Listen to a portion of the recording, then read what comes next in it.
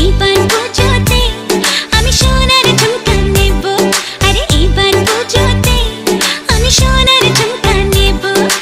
আর কিছু চাই না, একটাই বায়না রেখো, গয়না শাড়িতে আমি সবাইকে টেক্কা দেব।